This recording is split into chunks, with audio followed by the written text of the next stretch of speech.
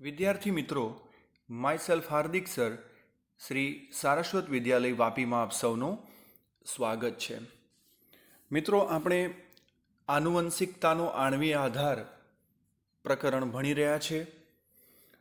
Last time મિત્રો આપણે જનીન સંકેતો વિશે વાતો કરી હતી. જનીન સંકેતો એના ગુણધર્મો જોયા હતા તથા એ કેવી રીતે કાર્ય કરે છે, પ્રતિસંકેત શું છે, જનીન સંકેત શું છે એના વિશે વાતો કરી હતી અને સાથે ભાષાંતરની પ્રક્રિયા સમજ્યા હતા કે mRNAમાંથી પ્રોટીન કેવી રીતે બને છે એ જોયું હતું. આજે આપણે મિત્રો જનીન અભિવ્યક્તિ વિશે, એના નિયમન વિશે વાતો કરીશું. તો સૌથી પહેલાં ઓપેરોન, આવો શબ્દ તમે સાંભળ્યો છે. ઓપેરોન મોડેલ જે છે મિત્રો, એ જેકોબ અને મોનાડ નામના વૈજ્ઞાનિકોએ ઇસરેશિયા કોલાઈમાં જનીન કાર્યના નિયંત્રણ માટેની પદ્ધતિ આપી. શાને માટે? જનીન કાર્યનું નિયમન. અને એને ઓપેરોન મોડેલ કહે છે. કોણે? જેકોબ અને મોનાડે. મિત્રો, ઓપેરોન જે છે એ જનીનિક સામગ્રી તમે કહી શકો અથવા ડીએનએનો ભાગ છે કે જે એક નિયંત્રિત એકમ તરીકે એક કે વધુ બંધારણીય જનીન, એક ઓપરેટર જનીન, પ્રમોટર જનીન, રેગ્યુલેટર જનીન સાથે હોય છે. બરાબર? આ બે પ્રકારના હોય મિત્રો. આજે ઓપેરોન જે છે એ બે પ્રકારના હોય.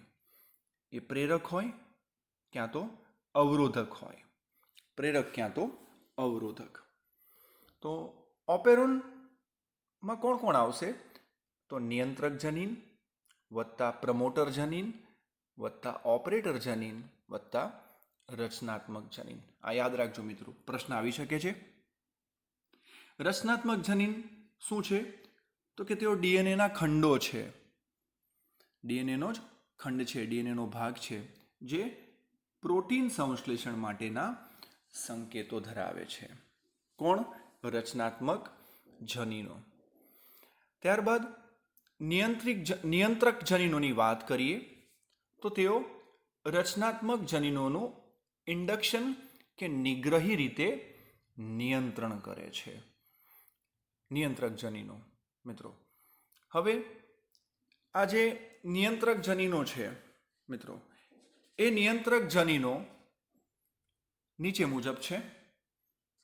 તો એની અંદર નિયામક જનીન કે જેઓ કેટલાક વિશિષ્ટ ઉત્સેચકો પેદા કરે છે અને જે નિગ્રહી પદાર્થ તરીકે વર્તે છે. પ્રમોટર જનીન પી, તે ડીએનએનો ખંડ જ છે જ્યાં આરએનએ પોલિમરેઝ જોડાય છે. તમે ટ્રાન્સક્રિપ્શનની પ્રક્રિયા મિત્રો આપણે ભણ્યા ને, એમાં આપણે કીધું હતું કે ઉત્સેચક ચોક્કસ સ્થાને જોડાય છે. બરાબર? તો આરએનએ પોલિમરેઝ જોડાય છે, તે રચનાત્મક જનીનોને પ્રત્યાંકન કરવા પ્રેરે છે અને તે mRNAના સંશ્લેષણના દરનું નિયંત્રણ કરે છે મિત્રો. mRNAનું સંશ્લેષણ થવાનું એનું નિયંત્રણ કરે છે, એના દરનું નિયંત્રણ કરે છે. ઓપરેટર જનીન ઓ જે છે એ પણ ડીએનએનો ખંડ છે અને તે સમગ્ર પ્રત્યાંકનના નિયંત્રણની કાર્યવાહી કરે છે. એનું નામ જ છે ઓપરેટર. એટલે પ્રત્યાંકનનું જે પ્રક્રિયા થાય છે એની આખી જ પ્રક્રિયાની કાર્યવાહી કોણ કરે છે? ઓપરેટર જનીન કરે છે મિત્રો. તો આ જે ઓપેરોન છે મિત્રો, ઓપેરોન એટલે શું? તો નિયંત્રક જનીન, પ્રમોટર જનીન, ઓપરેટર જનીન વત્તા રચનાત્મક જનીન. અને આ જે માહિતી ઓપેરોન મોડેલ જે છે કોણે આપ્યું હતું?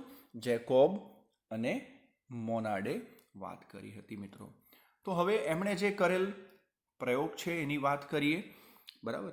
એમણે જે કોલાઈ પર પ્રયોગ કર્યા હતા સંવર્ધન માધ્યમમાં, તો તે જોઈએ આપણે. બરાબર? તો જેકોબ અને મોનાડ વૈજ્ઞાનિકોએ એમણે સૂચવ્યું કે ચયાપચયનો જે પથ છે એક એકમની રીતે નિયંત્રિત થતો હોય છે. એમણે ઇસરેશિયા કોલાઈ ના સંવર્ધન માધ્યમમાં લેક્ટોઝ શર્કરા ઉમેરવામાં આવતો, તો લેક્ટોઝને ગેલેક્ટોઝમાં ફેરવવા જરૂરી 3 ઉત્સેચકોને પ્રેરિત કરવામાં આવતા હતા. અને આ નવા સંશ્લેષિત થતા ઉત્સેચકો જે છે બીટા ગેલેક્ટોસાઇડેઝ, પરમિએઝ અને ટ્રાન્સ એસિટાઇલેઝ. તમે અહીં જોઈ શકો છો આ ચાર્ટની અંદર 3 ઉત્સેચકોના નામ યાદ રાખજો: બીટા ગેલેક્ટોસાઇડેઝ, પરમિએઝ અને ટ્રાન્સ એસિટાઇલેઝ. એમના મત મુજબ જોઈએ તો આ 3 ઉત્સેચકોના સંશ્લેષણનું નિયંત્રણ, મિત્રો, આ 3 જે ઉત્સેચકો છે એના સંશ્લેષણનું નિયંત્રણ ડીએનએના લાંબા ખંડ દ્વારા થાય છે, જેને ઓપેરોન તરીકે ઓળખાય છે. તમે અહીં આકૃતિમાં જોઈ શકો છો ઉપર નિયામક, પી પ્રમોટર, ઓ ઓપરેટર અને બાજુમાં બંધારણીય જનીન. હું એ આકૃતિની વાત કરું છું, એમાં તમે જોઈ શકો છો નિયામક, પ્રમોટર, ઓપરેટર અને બંધારણીય જનીન. તો એ ખંડ જે છે એ ઓપેરોન તરીકે ઓળખાય છે. મિત્રો, આ જે ઓપેરોન જે છે એ 3 રચનાત્મક જનીન છે. ZYA તમે જોઈ શકો છો અહીંયા, ફરીથી તમને સ્પષ્ટ દેખાય છે. હા, બંધારણીય જનીન એવું લખ્યું છે અહીં, ZYA, બરાબર. એ ZYA માં વિભાજિત થાય છે. હવે રચનાત્મક જનીનોની ક્રિયાઓ ઓપરેટર સાઇટ દ્વારા નિગ્રાહી પ્રોટીન દ્વારા નિયંત્રિત થતી હોય છે. કયા પ્રોટીન દ્વારા? નિગ્રાહી. જે પ્રોટીન જનીન આરની ક્રિયા દ્વારા પેદા થતું હોય છે, જેને નિયામકી જનીન અથવા રેગ્યુલેટરી જનીન આપણે કહીશું. હવે જનીનને અભિવ્યક્ત થવું કે ન થવું એનો આધાર ઓપરેટર સ્વિચ. તમે જોઈ શકો છો અહીં ઓપરેટર સ્વિચ ઓ લખ્યું છે, ત્યાં ખાંચો બતાવ્યો છે. એ સ્વિચ, આપણે અહીંયા સ્વિચ શબ્દ વાપરીશું એને માટે કે ચાલુ છે કે બંધ છે એના ઉપર રહેલો છે. મિત્રો, જ્યારે ઓન હોય ત્યારે આરએનએ પોલિમરેઝની મદદથી ત્રણેય જનીનો mRNAનો એક સળંગ માર્ગ તરીકે પ્રત્યાંકન કરે છે, એટલે કે ત્રણેય જનીનોને સાંકળે છે, એટલે પ્રક્રિયા ચાલે છે, પ્રત્યાંકન થાય છે. પરંતુ જ્યારે નિગ્રાહક પ્રોટીનની મદદથી ઓપરેટર સ્વિચનું ઓન કે ઓફ થવાનું બને, એટલે તમે જોઈ શકો છો આકૃતિમાં, અહીં બીજી આકૃતિમાં જે યલો કલરનો પાર્ટ બતાવ્યો છે, જે ઓપરેટર પ્લેસ પર, અને અહીંયા લખ્યું છે જો નિગ્રાહક અણુ ઓપરેટર ઓ સાથે જોડાય છે અને ZYA જનીનોનું પ્રત્યાંકન અટકાવે છે, અવરોધે છે. મિત્રો, ત્યારે શું થાય છે કે આ સ્વિચ બંધ થાય છે અને ત્રણેય જનીનો અભિવ્યક્ત થતા નથી. બરાબર. તો તમે જોઈ શકો પહેલી આકૃતિમાં શું બતાવ્યું છે? ઓપરેટર સ્થાન ખુલ્લું બતાવ્યું છે. બરાબર.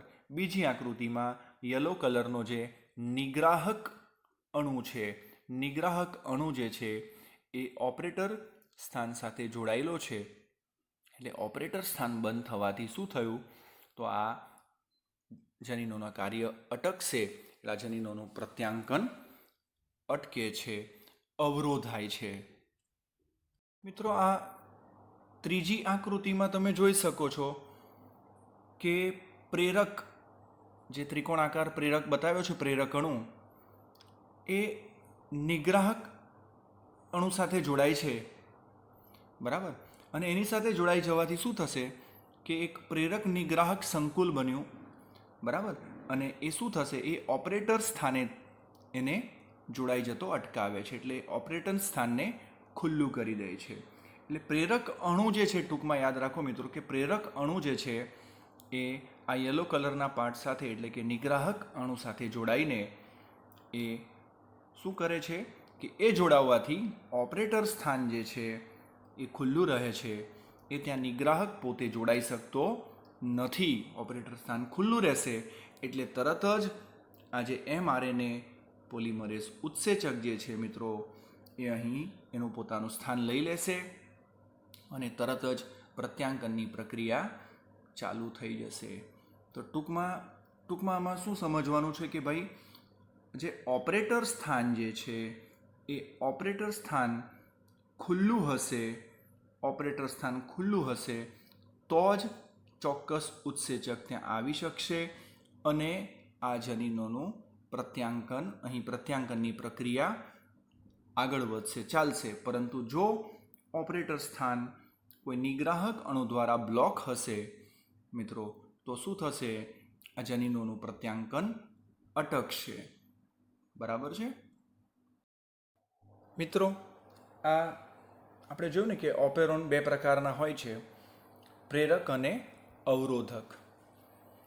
હવે અહીંયા આ જે આકૃતિમાં છે તમે જોઈ શકો છો બે પ્રકારના નિયમન અહીં બતાવ્યા છે, નકારાત્મક નિયમન અને હકારાત્મક નિયમન. તો આ પહેલી આકૃતિમાં તમે નકારાત્મક છે ત્યાં જોઈ શકો છો અવરોધક એવું બતાવ્યું છે, સ્ટાર બતાવ્યો છે, જનીન અભિવ્યક્ત થતા નથી.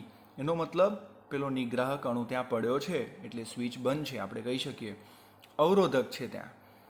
હવે જે ચોરસ બતાવ્યું છે કે પ્રેરક, એ પ્રેરક દ્વારા શું થશે? એ અવરોધકને દૂર કરવાનો છે.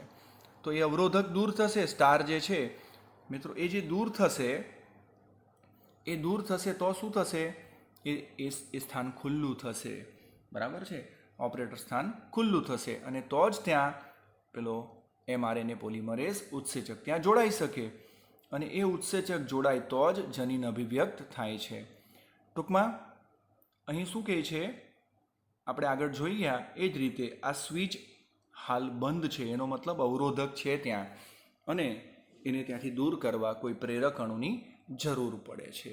એ રીતે બાજુની આકૃતિમાં તમે જોઈ શકો છો અહીં કોઈ અવરોધક નથી, એનો મતલબ પ્રક્રિયા ચાલુ છે. બરાબર છે? પ્રક્રિયા ચાલુ છે.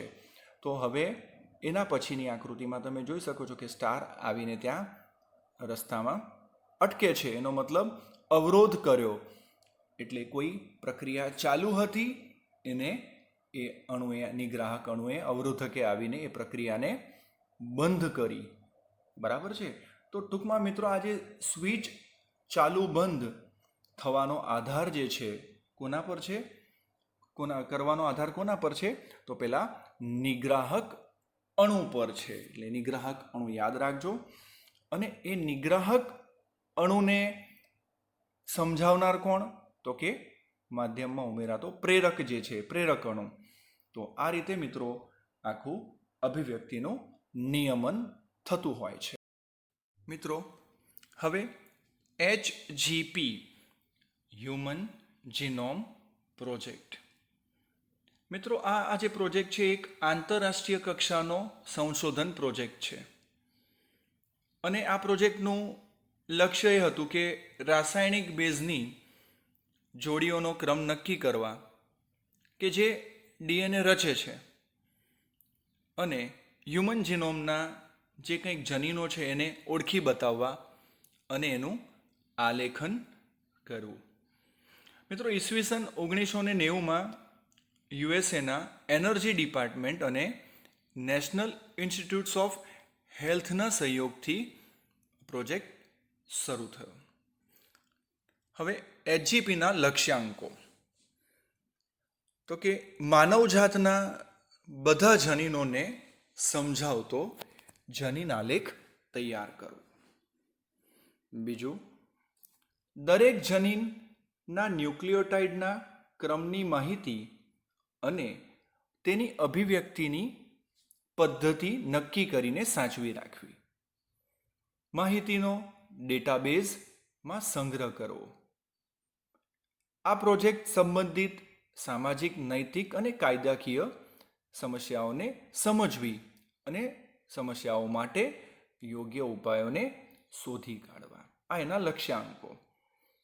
હવે એની સામે કેટલાક પડકારો હતા, તો એ પડકારોની વાત કરીએ કે જનીનની સંખ્યા કેટલી ભાઈ, તેના ચોક્કસ સ્થાનો અને કાર્યોને સમજવા, જનીનનું નિયંત્રણ, DNA ક્રમની સંઘટના, જનીન અભિવ્યક્તિનો પારસ્પરિક સહયોગ, જનીન ક્રમ, વિવિધતા આધારિત રોગ થવાની ધારણાઓ સમજવી. આ એના પડકારો થયા. એના ઉપયોગોની વાત કરીએ મિત્રો એચજીપીના હ્યુમન જીનોમ પ્રોજેક્ટના, તો આણ્વીય વૈદક શાસ્ત્ર, તો કે એમાં શું આણ્વીય વૈદક શાસ્ત્રમાં તો કે રોગ નિદાનમાં સુધારા કરવામાં અને જીન થેરાપી જનીન થેરાપીમાં વાપરવા માટે કેટલાક રોગોને સમજવામાં, રોગો જેવા કે અલ્ઝાઇમર્સ છે, પાર્કિન્સન્સ છે, મિત્રો આ બ્રેન ડિસીઝ છે, બરાબર. તો એની અંદર એને સમજવા અને આ રોગ નિદાનની અંદર ઝડપથી રોગ નિદાન થઈ શકે, બરાબર, તો એ ક્ષેત્રે એનો ઉપયોગ થઈ શકશે. અને જીન થેરાપી જનીન થેરાપી દ્વારા એને રોગને સારા કરવાનો પ્રયત્ન કરવો. માઇક્રોબિયલ જીનોમિક્સ રોગજન્ય જે સજીવો છે મિત્રો એને ઝડપથી ઓળખી કાઢવા અને તેના પર જરૂરી પ્રતિક્રિયા કરી ક્લિનિકલ પ્રેક્ટિસમાં નવા ઉર્જા સ્ત્રોત વિકસાવવામાં અને પ્રદૂષકોને ઓળખી કાઢી પર્યાવરણનું મૂલ્યાંકન કરવામાં, પ્રદૂષકોને ઓળખી કાઢવા અને પર્યાવરણનું મૂલ્યાંકન કરવામાં. ત્રીજું, જોખમી આકારણી. એવી વ્યક્તિઓ કે જેને રેડિયેશન લાગ્યું છે, વિકિરણગ્રસ્ત છે અને કેન્સર પ્રેરક રસાયણો કે પોઈઝનસ સબસ્ટન્સ વિષ દ્રવ્યોવાળા ક્ષેત્રમાં કામ કરતા હોય મિત્રો, તો તેઓના તંદુરસ્તીના જોખમોની આકારણી કરવામાં વપરાય. એટલે આવા વિસ્તારમાં જે કાર્ય કરતા હોય તો એને આની કેટલી અસર થઈ છે, એની તંદુરસ્તી પર શું અસર થાય છે, એની તંદુરસ્તીના જોખમની આકારણી કરવામાં. ત્યારબાદ ફોરેન્સિક સાયન્સ. તમે જાણો છો કે ફોરેન્સિક સાયન્સ શું છે, બરાબર, ડીએનએ ઓળખવિધિ. તો તેના ઉપયોગ શંકાશીલ પિતૃત્વ બાબતે શોધી કાઢવામાં આવશે. તમે જાણો કે ભાઈ કે બાળકના માતા પિતા કોણ છે, એટલે પિતૃત્વ જાણવા માટે કે જે ડીએનએને ગુનાના દાર્શનિક પુરાવા તરીકે અનુરૂપ જણાતું હોય, પિતૃત્વ નક્કી કરવાનું હોય કે અન્ય કોઈ કુટુંબના સભ્યો સાથેના સંબંધો નક્કી કરવાના હોય, તો તમે જાણો છો કે ડીએનએ ટેસ્ટ છે એના દ્વારા એ શક્ય છે. ખેતીવાડી એગ્રીકલ્ચરની વાત કરીએ તો ખેતીવાડી ક્ષેત્ર અને પાલતુ પ્રાણીઓના સંરક્ષણ. તેનો ઉપયોગ બાયોપેસ્ટિસાઇડ્સ મિત્રો, જે જૈવજંતુનાશકો છે વિકસાવવામાં, ખાવા યોગ્ય રસીઓને સામેલ કરવી અને તેને આહાર ઉત્પાદનમાં સંમિલિત કરવા.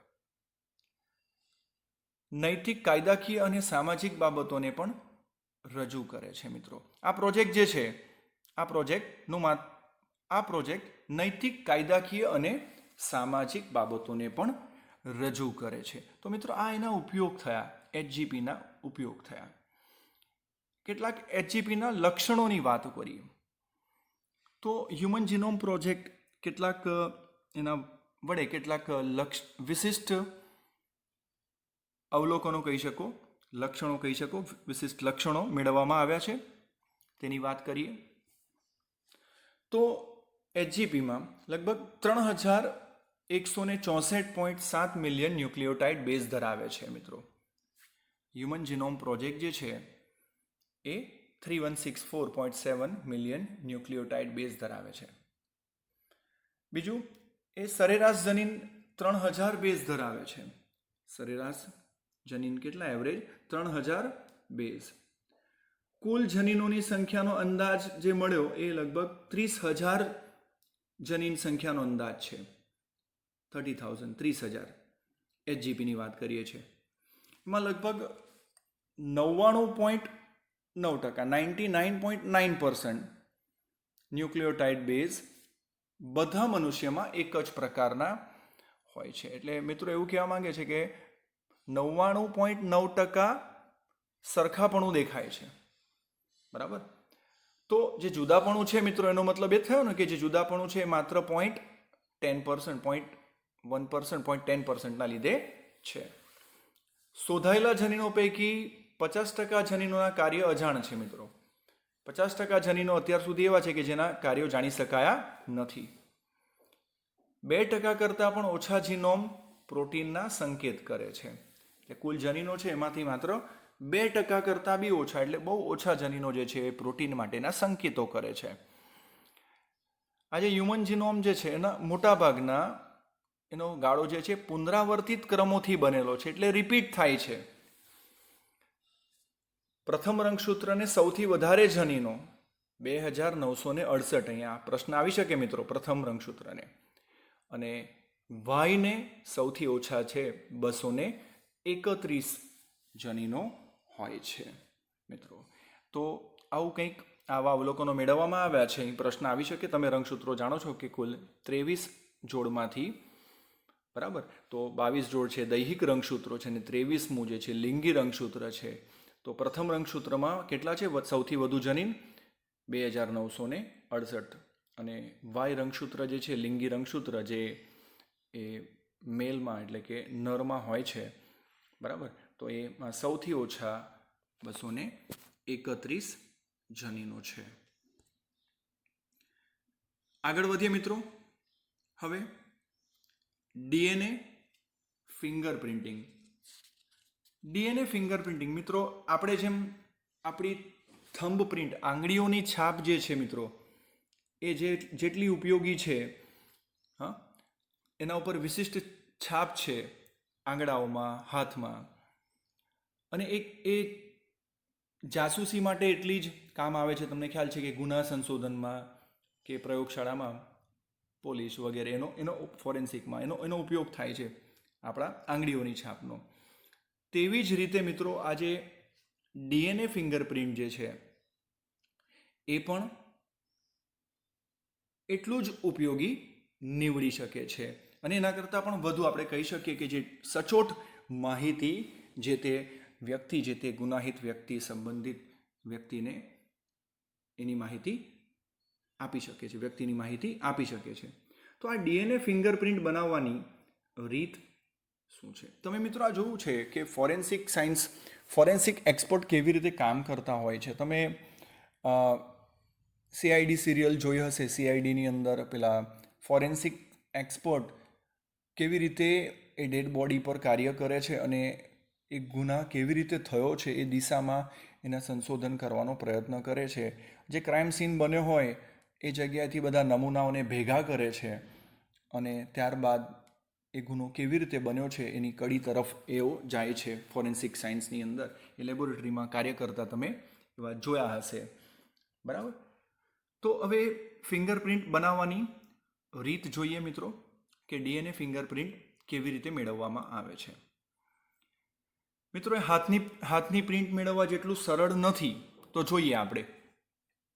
સૌથી પહેલાં તો નમૂના તરીકે લીધેલ કોષોમાંથી ડીએનએને અલગ તારવવું. હમણાં જ મેં વાત કરી તેમ સૌથી પહેલાં તો મિત્રો નમૂનાને ભેગા કરવામાં આવે. હા, વાત કરીને કે ક્રાઇમ સીન કોઈ બન્યો હોય ત્યાંથી ફોરેન્સિક એક્સપર્ટ આવે છે અને એકદમ કાળજીપૂર્વક ત્યાંથી બધા નમૂનાઓ ભેગા કરતા હોય છે. તો ડીએનએને અલગ તારવવું. ત્યારબાદ રિસ્ટ્રિક્શન ડાયજેશન, રિસ્ટ્રિક્શન એન્ડોન્યુક્લિયેઝની મદદથી ડીએનએના ટુકડા કરવા. પહેલાં તો ડીએનએને અલગ મેળવ્યું, ત્યારબાદ એના ટુકડા કર્યા. ત્યાર પછી ઇલેક્ટ્રોફોરેસિસની મદદથી ડીએનએના ટુકડાને છૂટા પાડવા. આ ઇલેક્ટ્રોફોરેસિસ મિત્રો એક અલગીકરણની મેથડ છે. મહાઅણુઓને છૂટા પાડવા માટેની અલગીકરણની મેથડ છે, બરાબર. તમે નાના અણુને છૂટા પાડવાની મેથડ તમે જોઈ છે. પેપર ક્રોમેટોગ્રાફી એવું સમજ્યા છે, જેમાં નાના અણુઓને છૂટા પાડવાની, ક્લોરોફિલના ઘટકોને છૂટા પાડવાની પદ્ધતિ તમે પેપર ક્રોમેટોગ્રાફી તમે સમજ્યા હશો. આ છે ઇલેક્ટ્રોફોરેસિસ, એટલે મોટા અણુઓને, મહાઅણુઓને એને છૂટા પાડવાના છે. તો ઇલેક્ટ્રોફોરેસિસની મદદથી ડીએનએના ટુકડાઓને છૂટા પાડવા. ડીએનએના બેન્ડ પેટર્નને નાયલોન કલા અથવા નાઇટ્રોસેલ્યુલોઝ ઉપર લેવા. કલા એટલે એક પ્રકારનો પડદો, membrane. Radio active DNA probe દાખલ કરવાથી નાયલોન કલા ઉપર ડીએનએ પ્રોબ ચોક્કસ ડીએનએ ક્રમમાં જોડાઈ જશે અને તે પછી તે પ્રોબ્સમાં બીજો કોઈ અન્ય ડીએનએ જોડાઈ શકતો નથી. ત્યાર પછી એને મિત્રો એને વોશ આપવામાં આવે છે, એટલે કે એને ધોવામાં આવે છે. હવે આ રેડિયો એક્ટિવ ડીએનએ પેટર્ન બની ગઈ એક. આ પેટર્નને એક્સરે ફિલ્મ સાથે સીધી જ પ્રસ્થાપિત કરવામાં આવે, એટલે એક્સરે ફિલ્મ સાથે એને જોડવામાં આવે. અને આવી રીતે જે ફિલ્મ તૈયાર કરવામાં આવે તેના પરિણામે શું મળે તો કે ઘેરા અને ઝાંખા પટ્ટાવાળી પેટર્ન મળશે, આપણે જેને ડીએનએ ફિંગરપ્રિન્ટ કહીશું. એટલે આ રીતે એક આખી પેટર્ન તૈયાર થશે. તમે એક્સરે પદ્ધતિ જોઈ છે કે જેમાં ચોક્કસ શરીરના અંગનો કે MRI કે CT સ્કેન જે કર્યું હોય એની અંદર ચોક્કસ અંગોની પેટર્ન અંદર એ રેડિયોગ્રાફમાં તમને જોવા મળે. તેમ અહીં શું થયું કે જે રેડિયોએક્ટિવ ડીએનએ પેટર્નને એક્સરે સાથે જ્યારે સીધો પ્રસ્થાપિત કર્યો ત્યારે જે પેટર્ન એ ફિલ્મ તૈયાર કરવામાં આવી ત્યારે શું મળ્યું, એક પેટર્ન મળી એકાંતરે ઘેરા અને ઝાંખા પટ્ટાવાળી. એ મિત્રો શું છે, એ ડીએનએ ફિંગરપ્રિન્ટિંગ છે, એ ફિંગરપ્રિન્ટની પેટર્ન દર્શાવે છે. તો આ રીતે એ તૈયાર થશે. પણ એ તૈયાર કરવા માટે સૌથી પહેલું કાર્ય શું છે કે એ કોષમાંથી ડીએનએને પહેલાં તો નમૂનો મેળવવો પડે અને એને ડીએનએને અલગ તારવવું પડે અને પછી બાકીની પ્રક્રિયા આ રીતે થશે. હવે પ્રશ્ન એ થાય કે એનો ઉપયોગ શું થશે. ડીએનએ ફિંગરપ્રિન્ટના ઉપયોગની વાત કરીએ તો મિત્રો તો એ સમાજના ઘણા ક્ષેત્રમાં ઉપયોગી નીવડે છે. માનવ સ્વાસ્થ્ય અને ન્યાયિક પ્રક્રિયામાં તેનો ઉપયોગ થાય છે. વ્યક્તિઓ કોઈ ગુનાહિત પ્રવૃત્તિમાં સંકળાયેલા હોય કે પિતૃત્વ નક્કી કરવાનું હોય કે એના કારણે કોઈ વિવાદનું નિરાકરણ કરવાનું હોય કે ઇમિગ્રેશનના હેતુમાં સંબંધો પુરવાર કરવાના હોય, વારસાગત રોગોને ઓળખવાના હોય કે અસ્થિ મજ્જાનું ટ્રાન્સપ્લાન્ટ કર્યું હોય ત્યારે તેનું મોનિટરિંગ કરવાનું હોય વગેરે જેવા કાર્યોમાં એ ઉપયોગી નીવડશે. વારસાગત અનિયમિતતાઓ મિત્રો કે જેવી કે સિસ્ટિક ફાઇબ્રોસિસ છે, હિમોફિલિયા છે, હન્ટિંગ્ટન રોગ છે, અલ્ઝાઇમર્સ છે, સિકલ સેલ એનિમિયા છે, થેલેસેમિયા છે અને આના જેવા બીજા ઘણા રોગોની મિત્રો જાણકારી માટે તેનો ઉપયોગ થાય છે. તો આ રોગોના નામ મિત્રો યાદ રાખજો, પ્રશ્ન આવે છે ઘણીવાર. સિસ્ટિક ફાઇબ્રોસિસ, હિમોફિલિયા, હન્ટિંગ્ટન્સ રોગ, Alzheimer's, sickle cell anemia, thalassemia વગેરે મિત્રો. તો આ થયા ડીએનએ ફિંગરપ્રિન્ટિંગના ઉપયોગો.